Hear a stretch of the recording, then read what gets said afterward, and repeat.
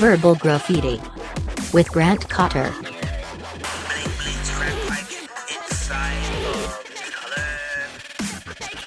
Oh shit, he has a podcast. Your whole family out to be executed. KFX. Cutty Fresh exclusive. What up, everybody? Welcome to another episode of Verbal Graffiti. I am Grant Cotter. Just want to say thank you to everybody who subscribed to the podcast. Thank you for rating it 5 stars. Thank you for leaving a comment. We're now on Apple Podcasts. We're in that iTunes digital space. It's like the Mercedes of podcasts. Is Mercedes the fanciest car? There's Lamborghini. We're in the Ferrari of podcasts. I don't know what the fanciest car is out there. Tesla, Bentley, Rolls Royce. Who knows? I would never, ever want a car like that, no matter how much money I had, because it's just a liability. When you have a car that expensive, how could you go out into the world and not just have a massive anxiety attack that someone's going to ding your door, a rock is going to hit your windshield, you're going to get a scratch on your car, the valet driver is going to ding it. It's like, why would you do that to yourself? You got to be the asshole who's parking in the back of the parking lot, taking up 3 spaces like a little fuck nugget. You never want to be a fuck nugget. That is the worst possible thing you could be. I think it goes fuck nugget is like the worst thing out there. And then below that is a Beetlejuice. And a Beetlejuice is just like a jam up person in a conversation. Like a Beetlejuice will just join your conversation and start talking. And like, you don't want them to be there. You know, like that's a Beetlejuice. So it goes fuck nugget, Beetlejuice, then jam up. So like a jam up person is just like hindering whatever you're trying to do. A Beetlejuice is adding to the hindrance. And then a fuck nugget is like, get out of my life. Unsubscribe, please. But I do want to say thank you to everybody who came out to my show in Irvine and sold that bitch out. Y'all made me feel like a special young lad. I had a great time. The show was amazing, and I love talking to each and every one of you after the show. And thank you to the people who told me that you listened to the podcast. I'm fucking stoked. It is Wednesday morning, and I am sitting on my couch. It's early. I'm drinking my iced coffee, looking at my cat, who is a fucking terror. This piece of shit wakes me up at 4 a.m. and again at 7 a.m. by just walking around the house meowing. He thinks he's Simba and that we live on Pride Rock and he's ruling this shit.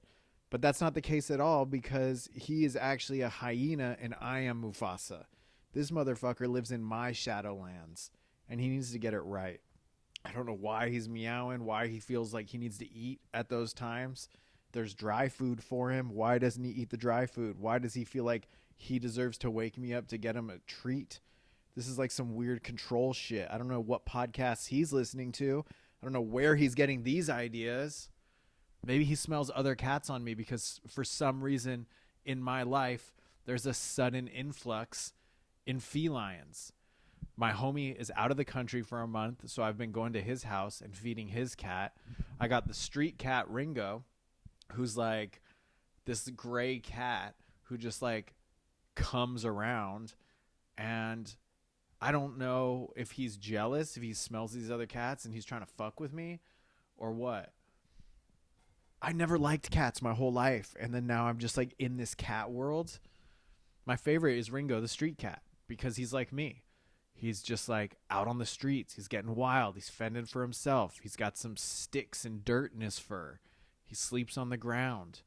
He's got like a fucked up underbite, and he does like this weird chirp meow, like grr, grr, grr. He's always popping out of weird corners. I pull into my parking spot and I walk to my door, and then he just like hops out. He's like, "Oh, there you are. I was hiding on the garden hose. Give me some food." But I like him. I found out a backstory on him. So there's this app called Nextdoor, and you can see like the crimes in your area or on your street, and like the people got shit for sale, and people are just like, you know, complaining about the city. When is the city of West Hollywood gonna fix the curbs? But the one lady was like, oh, has anybody seen my gray cat? I haven't seen him in 3 weeks. And I was like, I know that motherfucker. And it was Ringo's mom. And Ringo's mom came over and looked at him and was like, oh, yeah, that's him. He doesn't like our building because there's another cat he doesn't get along with. So he just like roams the streets. And I found out street cat Ringo is 13 years old. Motherfucking street cat Ringo's in 7th grade. He's a 7th grader.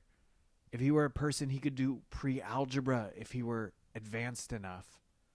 Not like me. I was in pre-algebra in like 10th grade. I don't understand math. Fuck math. I got a calculator. All I need is addition, bitch. Damn, I'm kind of dumb. School is like, I don't know what they're teaching kids these days. I didn't even know what they were teaching kids when I was in school because I wasn't paying attention. I was smoking Marlboro Red 100s in the bushes with the bad kids. I was a troublemaker. I was thinking about school. Like when I was in middle school, I really loved Blink-182. I thought they were so cool and they were like so funny and they were like kind of popping off then. And then now I'm thinking about it. It's kind of sad. Those dudes are like in their 50s and they're up there and they're singing songs like, do you fall in love?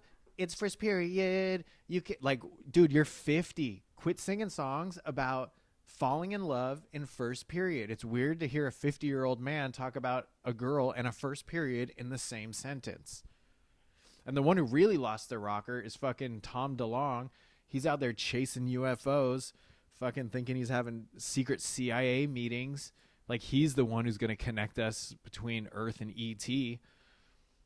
He's lost his mind. I don't know if they kicked him out of the band or he left to really just pursue that extraterrestrial life. But it's wild. I think there's aliens. I think there's got to be something up there. Definitely like some weird bacteria on the moon, something's alive. We're not just the only things here.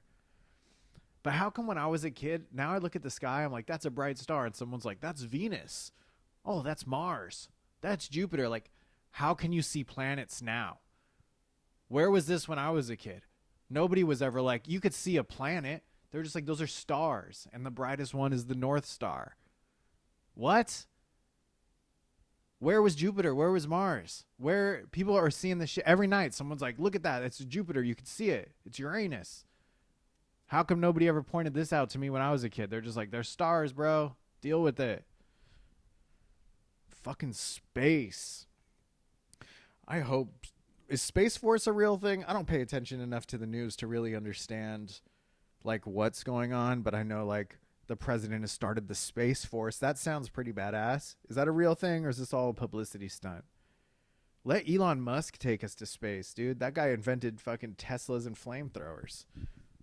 He's the smartest man alive, in my opinion. But my opinion means shit because I don't know nothing. I don't pay attention to regular news. I did see an article on this dude started a GoFundMe so he could get a penis enlargement. A GoFundMe for a penis enlargement. Well, it's not just a penis enlargement, okay? He wants a vasectomy, a circumcision, and a penis enlargement. Vasectomy, circumcision, and penis enlargement. He said, I'll never be able to afford this surgery on my own, but with your help, I can finally achieve my dreams of not having another kid and satisfying my wife. This motherfucker is asking for $6,000. He goes, I know it's not the most important surgery, but it is a surgery that I need. What? Why are you asking the world for this? Who wants to help donate? I don't give a fuck about if your wife is pleasured or not. That's on you, bro. That's on you, dog. Step your game up. Read a Kama Sutra. Watch some pornos. Figure out a technique. Get a move going. But I did donate $5. Because I felt bad and it made me laugh. But the vasectomy. He goes, I just dream of not having another kid and satisfying my wife. He dreams of satisfying his wife. God, but you've been playing the same game for a couple years if you already have one kid and you're married. So she's already got your like C-level dick a couple times. How do they enlarge your penis in a surgery? Do they put in like a splint? Do they just add some extra from your ass? They cut it off. And I know a girl that got ass implants. She got like fat sucked out of one part of her body and implanted into another, and she's got a fat ass. Fat ass. Ugh, I don't know about surgeries. It's scary. I had one surgery on my knee, and it was fucked up, and it was against my will. I had to have it done. But surgeries are scary, man. I don't know if I would fucking get on board with that. Kickstarter, or it was GoFundMe. Damn, I'm kind of high. The weed is kicking in, dog. It is kicking in. Yo, if you guys want to sponsor my podcast, shoot me a DM on Instagram. Give me some money. Okay? Don't submit to this guy's GoFundMe for his big dick operation. Submit to me. Give me cash money. I'll give you a shout out on the podcast. I'll talk about whatever you want to talk about. Sponsor the pod. Okay? I want a weed company to sponsor me. I'm tired of paying for weed. I'm tired of it. These stores are fucking rip-offs, dude. There's like $15 tax for like every item you buy. It's insane. And like all these weed stores have put out all the old school drug dealers. I don't know one person that like sells weed on the street anymore. Like, where are those dudes at? Remember the guys that you just get like a $25 dime bag from? They're gone. And now you got to go to MedMen, buy weed off an iPad. I miss the old school days. It's fucking ghetto. I got to go to a wedding at the end of this month, and I'm not happy about it. Not happy about it. It's cost so much money to go to somebody's wedding.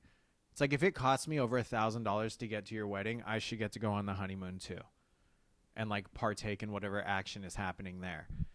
$1,000, dude. I got to rent a tuxedo because these elite bitches are like black tie only. So I got to rent a tuxedo. You know how much it costs to rent a tuxedo? $340 for something that I don't want to wear, something I don't want to go to. I'll wear it for how long does a wedding last? I went to my cousin's wedding and it was too long. It was too long. You're drawing out a fucking event. It's like Game of Thrones, you know? Like you could tell the story in 15 minutes, but they drag it on for hours. Hours. It's like these weddings need an intermission.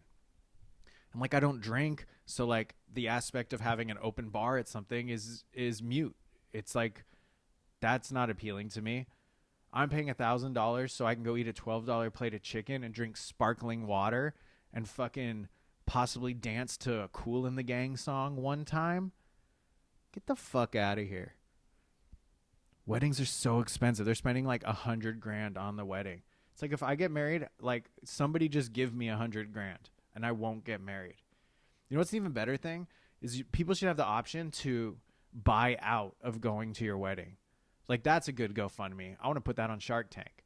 I'm going to start a website where it's like I'm going to invite 1,000 people, and if you don't want to go to my wedding, you just have to pay me $250. That's it.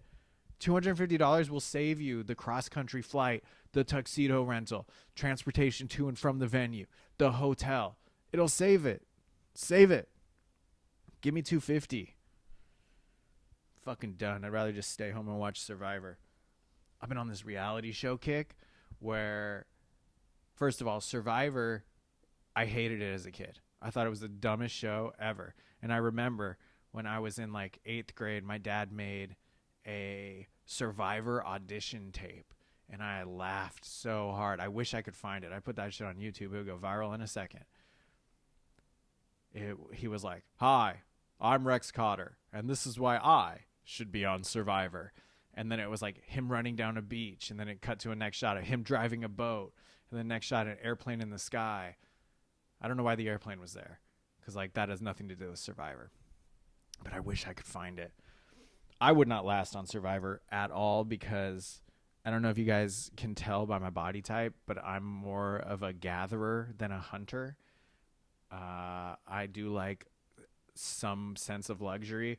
Like I could last on Survivor like 2 days. It would be fun. Like, dude, we're sleeping outdoors. We're lighting fires. We're, drinking rainwater. This is wild. But anything after that, I'm like, no. The women have hairy armpits. Everybody has bug bites. Everyone's shitting in the same bucket 100 yards away from the campsite. It's too much.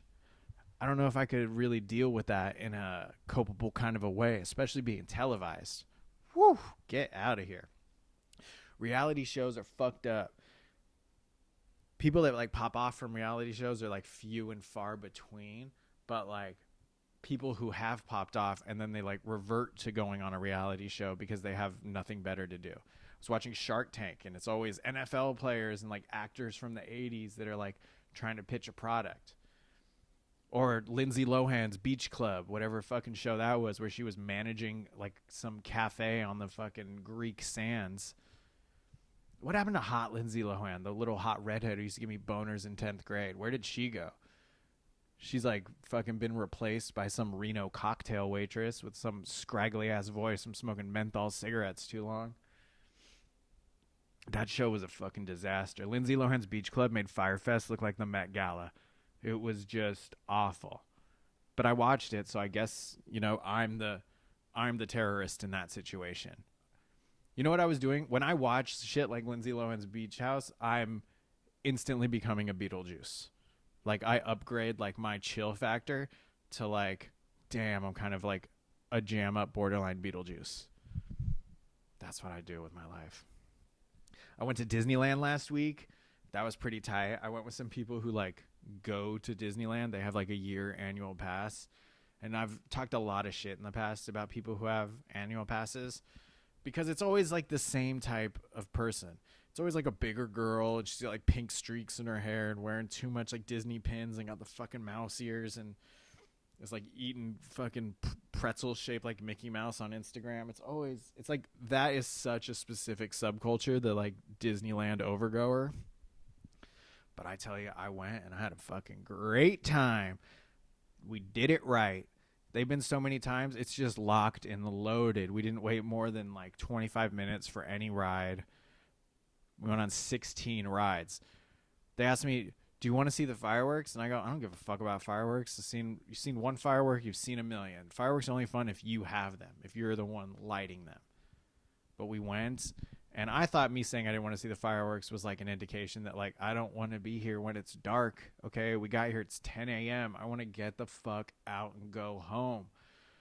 But I ended up leaving at like 11 o'clock at night. I spent from 10 a.m. to 11 at night there, and I went on 16 rides, and it was fucking dope. Star Wars Land was pretty cool. I was kind of let down. I thought it was going to be like much better. Or like, it was like cool to be there, but I definitely thought there'd be more to it. Maybe it's some parts of it are closed or it's still building, but it was whatever. The Splash Mountain was fun. It's all fun. I think I just liked it because I just ate a bunch of shitty food and walked around, but I can't deal with big crowds. I get like bad like anxiety in big crowds. It's just people like rubbing up on me and shit. It's not my scene. So I'm good on going to Disneyland for like another 10 years. Once every 10 years is like dope. More than that, you might have a problem. You might need to go to like rehab or some shit. I don't know. Another cool thing. I don't even know if I should be talking about this on the podcast. I'm not trying to like stir anything up. But like I saw one of my heroes and I saw him in real life. And I'm like 90% sure it was him. I saw Banksy. I saw Banksy in real life. And I want to be kind of vague about this. I don't want to like blow up a spot or anything, but like I'm 95% sure it was him. I'm like a huge Banksy fan. He's one of my favorite artists. I just love, he's like the Batman of street art. He's like this mystical figure, and he's funny, and he's just a badass. I just love his art, and I think he's rad. I bought my first Banksy print in like 2003. He was like kind of popping off. I bought it for $150 online. My parents were not happy about it because I was begging them to use the credit card, and they were like, why do you want to spend $150 on a picture of a rat? And I was like, it's cool, it's Banksy. And they're like, what are you talking about? What? And then I bought it, and it had to ship from London, so it took like 3 fucking weeks to get to my house, and I got it, and I loved it. And I'm an idiot. I put it on my wall, and I used fucking thumbtacks, put them in the corners, didn't realize, take care of your art, be nice. I just thought, like, I bought this $150 poster, kept it in my room, and it got sun bleached and fucked up, and I put holes in it, and didn't realize that however many years later, just 10 years later, that $150 print would fucking jam the fuck up to like 20 grand. And meanwhile, I fucked mine up. But I've been a fan of Banksy's forever. If you dig deep enough on the internet, you can find photos of him. There's a lot of rumors who he is. I have been down that wormhole forever. I know what this dude looks like, and I fucking saw him. And I walked into this place, and I saw him there, and I was like, damn, that fool looks like Banksy. And then he had some people with him, and then they started talking, and they had British accents, and then he talked back, and he had British accent, and I was like, no fucking way. And I started fanboying out, and then I tried to like discreetly take photos, and then I think he saw me, and they left, and they walked down this alley, and then they were like looking at the graffiti in the alley, and like I kind of walked to the other side to look, and they were just kind of looking at it. Then who pops out from around the corner to meet him but goddamn Sacha Baron Cohen, Borat. And I'm like, this is weird. So quickly on my phone, I just Google Banksy Borat or Banksy Sacha Baron Cohen. And a grip of shit comes out because I guess Banksy traded Sacha Baron Cohen a painting for the mustache they used when they filmed Borat. So they have a connection. So I'm like, what is going on here? I don't know. Maybe I was just paranoid. Maybe I was just like putting what I wanted to see into effect. Like I was projecting like a dream or a hope that I had onto this. So then they walk by this place, and it's all boarded up, and it's all got blue tarps. And that's what, like, you know, that's what Banksy does. Before he does a piece, you know, it's always like boarded up or, you know, covered in blue tarps to like, you know, numb it. Same reason, like when he does pieces, he's wearing like full bright yellow construction gear. Because what we see, we don't pay attention to. You walk by, you just think you're seeing a construction worker doing something. It's very interesting. So I don't know. So if Banksy does something here in LA in the coming weeks, I fucking saw him. I saw him. And it was like, you know, it's like if you were watching a movie with Brad Pitt like your whole life, and then you went into a store and you saw Brad Pitt, you know it's him, right? So like, I know that it was him.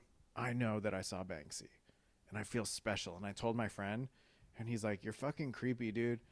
And I was like, why? He goes, because if it's not him, you're just like trying to take pictures of a dude, and you're like following him in an alley. I go, dude, you're right. But I did snag some pictures, not good ones, but I did, and I feel special. But now that I just said that whole story out loud, like I am kind of creepy. I just love Banksy's whole vibe. I just love everything about him. I think he's so cool, and I love that. You know, I almost hope it wasn't him, because I love that he's like anonymous. Because if you knew what he looked like, you'd be like really disappointed. You would be like, oh, that's the guy. That's why like Batman is always good looking, but you only see his mouth, you know? I saw this one video of this dude who does cosplay. And he has the Guinness World Record for like most legit cosplay suit. He has a fully functional Batman Arkham Origins bat suit that he built, and it's got real weapons, and it's real like Kevlar armor, and it's so legit. But this dude was like from Germany, and he's got the fucked up grill. His teeth are so fucked and jacked that like it took away from the coolness of the armor, because the only skin part you see is like this guy's busted ass mouth. Like, damn, you got the mouth of a great white shark. Not even a great white. You got the mouth of like a disabled mako shark. teeth are going in every direction. Like, definitely get Invisalign for sure. But you wouldn't want to know what Banksy looks like because you just like the myth of him, the mystery of him. And I wonder if, like, someday, many years from now when he passes away, if, someone will be like, dude, this was him. This is what he looked like. Or they'll keep the legend alive forever. And, like, somebody else will do it. Because I also think Banksy's not just one person. He was one person.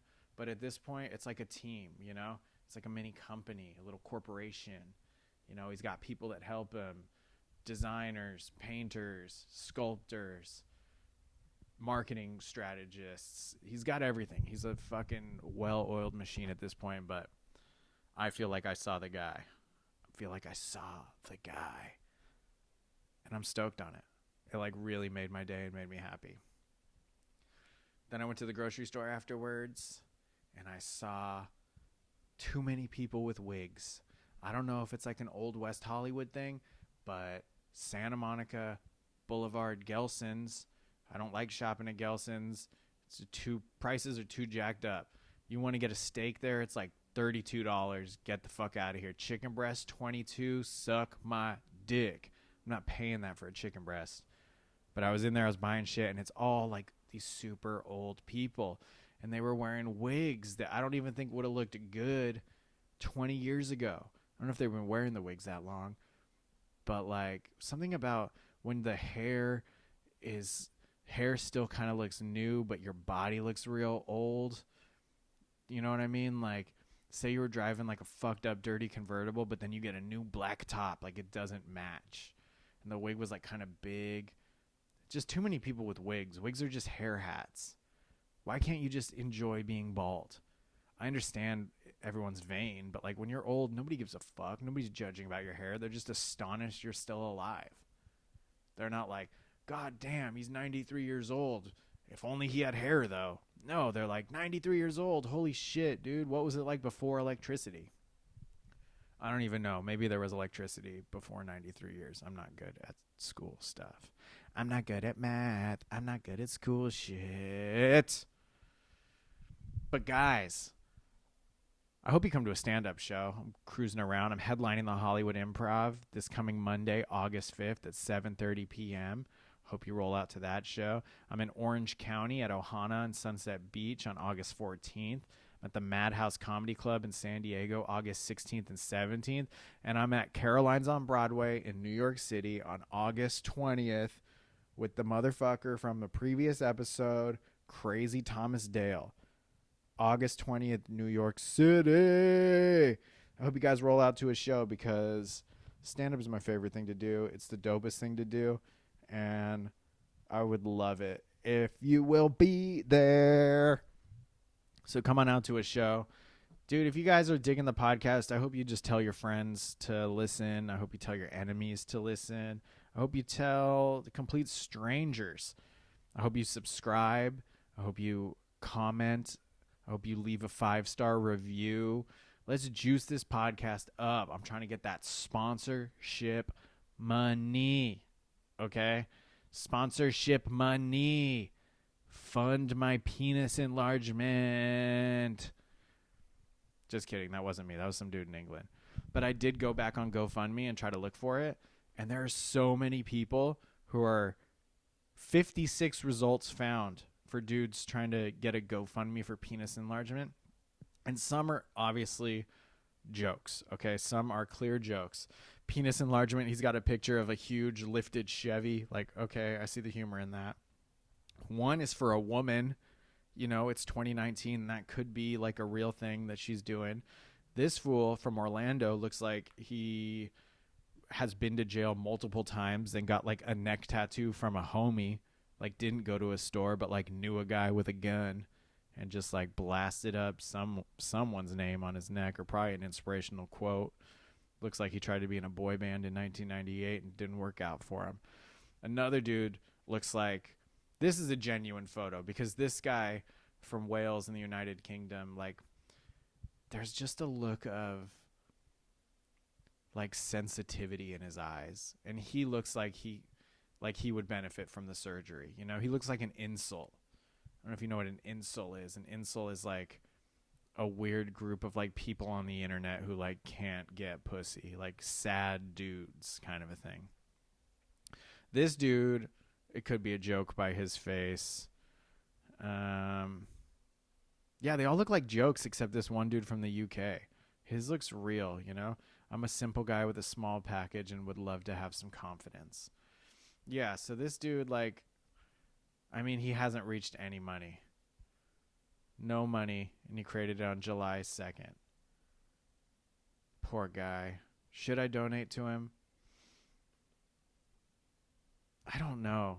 He's also wearing, like, a zip-up turtleneck, which is very European, and maybe he's insecure about his neck too. Maybe he needs to cover his neck, or, you know, it is cold there, but there's just a sensitive look in his face, and I feel like if he did get that penis enlargement surgery, maybe the prostitutes in England wouldn't laugh at him anymore, because I know he ain't fucking banging some regular chicks.